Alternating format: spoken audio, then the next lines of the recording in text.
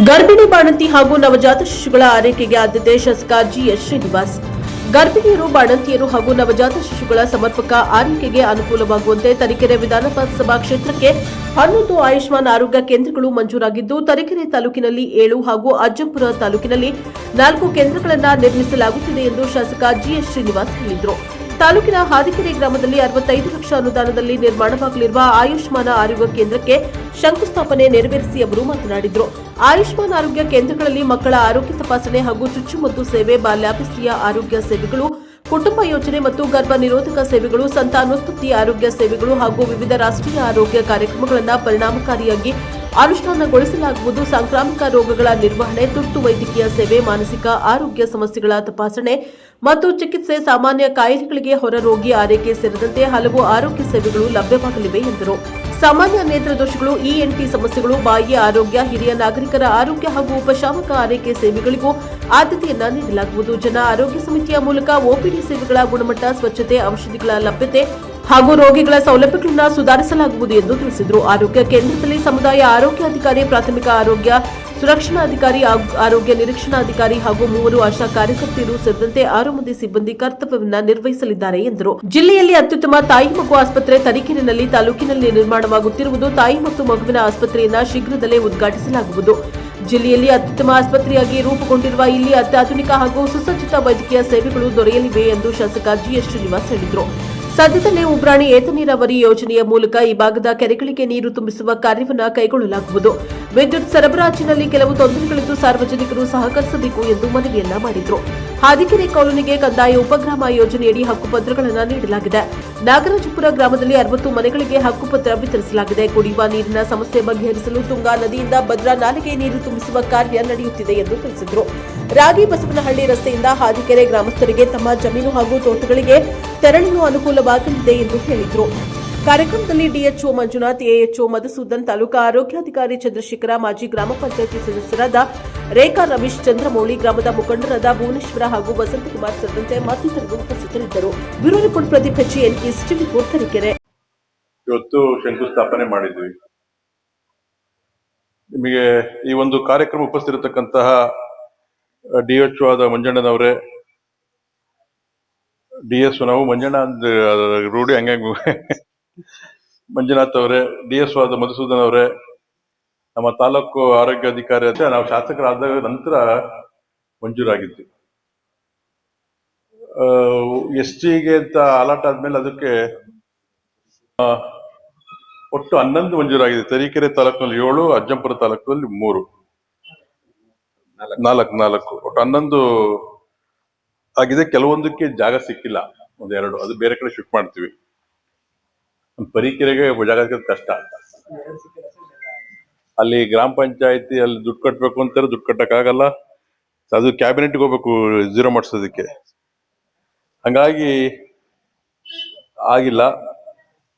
ಇವತ್ತು ನಿಜವಾಗ್ಲೂ ಕೂಡ ಇಲ್ಲಿ ದುರ್ಗಾಂಬ ಅಂತೇಳಿ ಸಮುದಾಯ ಆರೋಗ್ಯ ಅಧಿಕಾರಿಗಳಿರ್ತಾರೆ, ಶಕುಂತಲಾ ಇರ್ತಾರೆ, ಮಂಜುನಾಥ್ ಇರ್ತಾರೆ ಮತ್ತು 3 ಜನ ಆಶಾ ಕಾರ್ಯಕರ್ತರು ಇಲ್ಲಿ ಕೆಲಸ ಮಾಡ್ತಾರೆ. ದುರ್ಗಮ್ಮ ಯಾರು? ಒಳ್ಳೆ ವರ್ಕರ್ ಅಂತ ಹೇಳ್ತಿದ್ದಾರೆ. ಒಳ್ಳೆ ವರ್ಕರಾ? ಕುತ್ಕೊಳ್ಳ, ಮತ್ತೆ ಯಾಕೆ ನಿಂತಿದ್ಯಾ? ಹೌದಾ? ಶಕುಂತಲಾ ಯಾರು? ಮಂಜುನಾಥ್ ಯಾರು? ಮಂಜುನಾಥ್ ಇಲ್ಲಿ? ಹಾ. ಸುಮಿತ್ರಾ, ನಿರ್ಮಲಾ, ಚಂದ್ರಲೇಖಾ. ಆಯ್ತು. ಗರ್ಭಿಣಿ ಮತ್ತು ಬಾಣಂತಿಯರಿಗೆ ಮತ್ತು ಮಗು ಹುಟ್ಟಿದ ಮಗುವಿಗೆ ಆರೈಕೆ ಮಾಡತಕ್ಕಂಥದ್ದು ಸೇವೆಯನ್ನು ಮಾಡ್ತಾರೆ. ಮತ್ತೆ ಮಕ್ಕಳಿಗೆ ಚುಚ್ಚುಮದ್ದು ಏನ್ ಕೊಡ್ಬೇಕು ಅವನ್ನೆಲ್ಲವನ್ನು ಕೂಡ ಇಲ್ಲೇ ಕೊಡ್ತಾರೆ. ನೀವು ತರೀಕೆರೆ ಬರ್ತಕ್ಕಂಥದ್ದಿಲ್ಲ. ಮತ್ತು ಬಾಲ್ಯ ವ್ಯವಸ್ಥೆ ಮತ್ತು ಹದಿಹರೆಯದವರಿಗೆ ಅವರಿಗೆ ಅವ್ರದ್ದೇನಾದ್ರು ಸೇವೆಗಳನ್ನ ಆರೋಗ್ಯ ಸೇವೆ ಮಾಡ್ತಾ ಇರುತ್ತೆ, ಅದು ಆರೋಗ್ಯ ಸಂಬಂಧಪಟ್ಟಿಗೆ. ಕುಟುಂಬ ಯೋಜನೆ ಬಗ್ಗೆ ಗರ್ಭ ನಿರೋಧಕ ಇರ್ಬೋದು, ಇತರ ಸೇವೆಗಳನ್ನು, ಸಂತಾನೋತ್ಪತ್ತಿ ಆರೋಗ್ಯ ಸಂಬಂಧಪಟ್ಟಿದಂತ ಸೇವೆಗಳನ್ನು ಕೂಡ ಮಾಡ್ತಾರೆ. ಮತ್ತು ನಮ್ಮ ಏನ್ ಸಾಂಕ್ರಾಮಿಕ ರೋಗಗಳು ಬಂದ್ರೆ ಅದ್ರ ಬಗ್ಗೆ ತಡೆ ಹಿಡಿದಾಗ ಅದಕ್ಕೆ ಏನ್ ಬೇಕು ಔಷಧಿ ಕೊಡ್ತಕ್ಕಂಥದ್ದು. ಸಾಂಕ್ರಾಮಿಕ ರೋಗ ಬಂದಾಗ ಫಸ್ಟ್ ಇವರೇ ಹೇಳೋದು ನಮಗೆ, ಆಶಾ ಕಾರ್ಯಕರ್ತರ ಮುಖಾಂತರನೇ ಸಾಮಾನ್ಯ ಗೊತ್ತಾಗ್ಬಿಡುತ್ತೆ. ಮತ್ತು ಎಮರ್ಜೆನ್ಸಿ ಏನಾದ್ರು ಆಕ್ಸಿಡೆಂಟ್ ಇದ್ದೇನೆ ಎಮರ್ಜೆನ್ಸಿ ಇದ್ರು ಕೂಡ ಅವ್ರು ಸೇವೆ ಮಾಡ್ಬಿಟ್ಟು ಅಲ್ಲಿಂದ ಮತ್ತೆ ರೆಫರ್ ಮಾಡ್ತಕ್ಕಂಥದ್ದೆಲ್ಲ ಮಾಡ್ತಾರೆ. ಜೊತೆಗೆ ಮಾನಸಿಕ ಆರೋಗ್ಯ ಕಾಯಿಲೆ ತಪಾಸಣೆ ಮಾಡ್ತಕ್ಕಂಥದ್ದು, ಅದನ್ನ ನಿರ್ವಹಣೆ ಮಾಡೋದ್ರ ಬಗ್ಗೆನೂ ಕೂಡ ಇವ್ರು ಕೆಲಸ ಮಾಡ್ತಾರೆ. ಮತ್ತೆ ಕಣ್ಣಿನ ದೋಷ ಇರ್ಬೋದು, ಮತ್ತು ಅದಕ್ಕೆ ಸಂಬಂಧಪಟ್ಟಿದ್ದ ಕಣ್ಣಿಂದ ಏನೇ ಇದ್ರು ಕೂಡ ಯಾವುದೇ ಆರೋಗ್ಯ ನಾಗರಿಕರಿಗೆ ಏನ್ ಸೇವೆ ಮಾಡಬೇಕು ಎಲ್ಲವನ್ನೂ ಕೂಡ ಮಾಡ್ತಾರೆ. ಮತ್ತು OPD ಏನು ಸಣ್ಣ ಪುಟ್ಟ ಹುಷಾರಿಲ್ಲದೆಲ್ಲ ಅದು ಕೂಡ ನೋಡಿ ಚಿಕಿತ್ಸೆಯನ್ನ ಈ ಇಲ್ಲೇ ಆದಿಕೆರೆಯಲ್ಲೇ ಮಾಡತಕ್ಕಂಥ ಒಂದು ವ್ಯವಸ್ಥೆಯನ್ನ ಇದರಲ್ಲಿ ಸೇರಿದೆ. ಜನ ಈಗ ಈ ವರ್ಷಕ್ಕೆ 13 ಜನ ಇಲ್ಲಿ ಗರ್ಭಿಣಿಯರಿದ್ದಾರೆ ಅಂತ ದಾಖಲೆ ಆಗಿದೆ. ಅವರೆಲ್ಲರೂ ಕೂಡ ಇವರು ಪ್ರತಿನಿತ್ಯ ಅಥವಾ ವಾರಕ್ಕೊಂದ್ಸತಿ 15 ತಿಂಗಳಿಗೊಂದ್ಸತಿ ಚೆಕಪ್ ಮಾಡೋದೆಲ್ಲ ಮಾಡ್ತಾ ಇರ್ತಾರೆ. ಅದನ್ನ ತರೀಕೆರೆಯಲ್ಲಿ ಇರತಕ್ಕಂತ ಹಾಸ್ಪಿಟ್ಲ್ ಇದೆಯಲ್ಲ, ಈಗ ತಾಯಿ ಮಗು ಹಾಸ್ಪಿಟ್ಲು ಸದ್ಯದಲ್ಲಿ ಲೋಕಾರ್ಪಣೆ ಆಗುತ್ತೆ. ಇಡೀ ಜಿಲ್ಲೆಯಲ್ಲಿ ಇದೆಯಂತೆ ಅಂತ ಹಾಸ್ಪಿಟ್ಲು, ಚಿಕ್ಕಮಗಳೂರಲ್ಲೂ ಇಲ್ಲ ಅಂತ ಹಾಸ್ಪಿಟ್ಲು. ಆ OT ಇದೆಯಲ್ಲ, ಅಷ್ಟು ಮಾಡಿಲರ್ OT ಅಂತ ಹೇಳ್ಬಿಟ್ಟು ಪೂರ್ತಿ 2 ಮಾಡಿರೋದು. ಒಂದೊಂದು OTಗೆ ಎಷ್ಟು, 1 ಕೋಟಿನ ಒಂದೊಂದು OT ಮಾಡೋದಕ್ಕೆ 1 ಕೋಟಿ ಖರ್ಚಾಗುತ್ತೆ ಅಂತ 2 OTಗಳಿದಾವೆ. ಅಂದ್ರೆ ಯಾವುದೇ ಸೋಂಕು ಮಾಡಬಾರ್ದು, ಒಳಗಡೆಯಿಂದ ಹೊರಗಡೆ ಯಾರು ಬರೋದಿಲ್ಲ ರೀತಿಲಿ. ಮತ್ತೆ ಏನಾದ್ರು ಹಾಕ್ಬೇಕು ಅಂದ್ರೆ ಕಸ ಹಾಕದೆ, ಒಂದ್ ಹತ್ರ ಮೆಡಿಸಿನ್ ಯಾರು ಕೊಡ್ಬೇಕು ಅಂದ್ರೆ ಯಾರು ಒಳಗೆ ಬಂದ್ ಕೊಡಂಗಿಲ್ಲ. ಅದಕ್ಕೊಂದು ಜಾಗ ಮಾಡಿರ್ತಾರೆ ಮೆಡಿಸಿನ್ ಕೊಡೋದಕ್ಕಿಲ್ಲ. ಒಂದ್ಸತಿ ಒಳಗಡೆ ಸ್ಟೆರಿಲೈಸ್ ಆಗಿ ಹೋದ್ರೆ ಮತ್ತೊಬ್ಬ ಯಾರು ಬರಂಗಿಲ್ಲ. ಏನೇ ಬೇಕು ಅಂತಂದ್ರು ಹೊರಗಡೆಯಿಂದ ಕೊಡ್ತಕ್ಕಂತ ವ್ಯವಸ್ಥೆ ಮಾಡಿದ್ದಾರೆ. ಅದಕ್ಕೆ ಬೇಕಾದಂತ ತುಂಬಾನೇ ಇಲ್ಲಿ ಸಫಾಸ್ಟಿಕೇಟೆಡ್, ತುಂಬಾ ಬೆಂಗಳೂರುಗಳಲ್ಲೂ ಬಾರಿ ಕಡಿಮೆ ಹಾಸ್ಪಿಟಲ್ಗಳು ಇರತಕ್ಕಂತ OT ನಮ್ಮ ತರೀಕೆರೆಯಲ್ಲಿ ಆಗಿದೆ. ಅದಕ್ಕೆ ಬೇಕಾದಂತ 3 ಜನ ಪೀಡಿಯಾಟ್ರಿಷಿಯನ್ಸ್ಗಳು, ಗೈನಕಾಲಜಿಸ್ಟ್ 3 ಜನ, ಅರೆಕೆಡತಕ್ಕೂ 3 ಜನ.